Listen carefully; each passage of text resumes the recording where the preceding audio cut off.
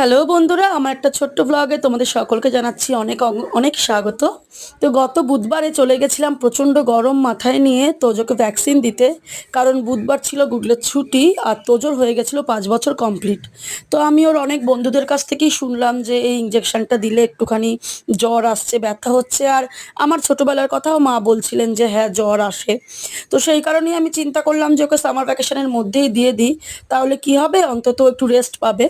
তো ও কিন্তু একদমই মানে ভয় পায়নি, যখন থেকেই ওকে বলা হয়েছে যে তোমাকে ইঞ্জেকশন দিতে নিয়ে যাচ্ছি, ও এক ফোঁটাও ভয় পায়নি। ও কিন্তু ভীষণ এক্সাইটেড, হাসতে হাসতে যাচ্ছিল। মানে উল্টে আমার ভীষণ মানে টেনশন হচ্ছিল যে কি হবে, কারণ এর আগে যতগুলো ছোট ছোট ইঞ্জেকশন ছিল সবকটাই আমি আমার শাশুড়ি মাকে নিয়ে গেছিলাম। ভীষণ কাঁদতো, তো আমি ওটা নিতে পারতাম না, আমিও কেঁদে ফেলতাম।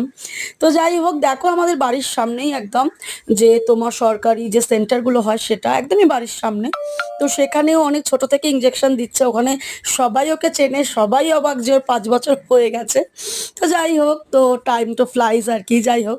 তো এখানে দেখো ওর আমি একটু খুনসুটি করছিলাম যে ওকে একটুখানি মজায় রাখছিলাম আমি, যাতে ওর কোনোভাবেই ভয় না আসে, কারণ ওর থেকে অনেক ছোট ছোট বেবিরা কেঁদে ফেলছিল। হয় না যে বাচ্চারা তো দেখে অনেক প্যানিক করে ফেলে না, তো সেই কারণেই।